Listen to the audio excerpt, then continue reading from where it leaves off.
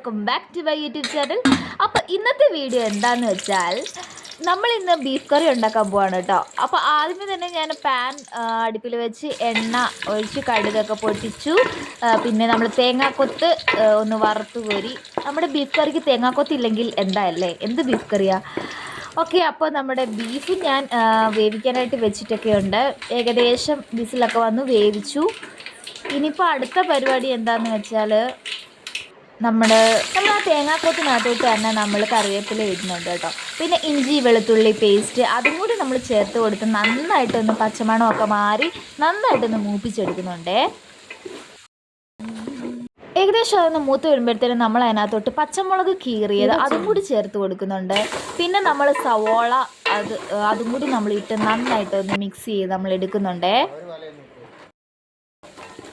നമ്മുടെ ബീഫ് ദേ ഇവിടെ നന്നായിട്ട് വെന്ത് നമ്മൾ ചൂടായിട്ട് ദേ ഇവിടെ ഇരിപ്പുണ്ടേ. നന്നായിട്ട് വേവിച്ച് വെച്ച ബീഫ് ദേ നമ്മുടെ ആ ഒരു മിക്സിലോട്ട് നമ്മൾ ചേർത്ത് കൊടുത്ത് നന്നായിട്ട് ഒന്ന് ഇളക്കി യോജിപ്പിച്ച് വെക്കുന്നുണ്ടേ. ബീഫ് നമ്മൾ ആദ്യമേ 2-3-4 വിസിൽ നമ്മൾ അടിച്ചായിരുന്നു, അപ്പോൾ വെന്തില്ല. പിന്നെ ഒന്നും കൂടി വേവിച്ചെടുക്കുമായിരുന്നു. നല്ല വേവുള്ള ബീഫാണ്.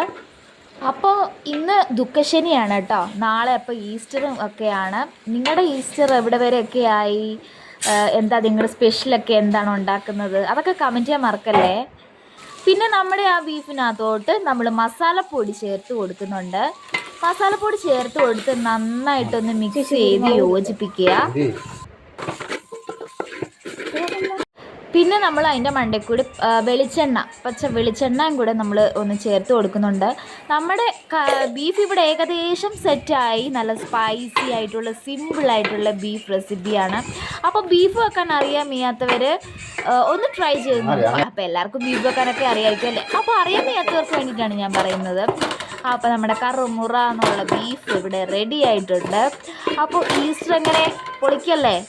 അപ്പോൾ അച്ഛൻ പറഞ്ഞു കളർ ഇച്ചിരി കുറവുണ്ടെന്ന്. അപ്പം നമ്മൾ കുറച്ച് മുളക് പൊടിയും കൂടി നമ്മൾ ചേർത്ത് കൊടുത്തു. അപ്പം നമ്മൾ റെഡിയായി. ഇനി ഞാൻ പോയി ഫുഡ് കഴിക്കട്ടെ. അപ്പോൾ അടുത്ത വീഡിയോ ആയിട്ട് അടുത്ത ദിവസം നമുക്ക് കാണാം. അതുവരെ ബായ്. അപ്പോൾ വീഡിയോ ഇഷ്ടപ്പെട്ടാൽ ലൈക്ക് ചെയ്യുക, ഷെയർ ചെയ്യുക, സബ്സ്ക്രൈബ് ചെയ്യാനും മറക്കല്ലേ.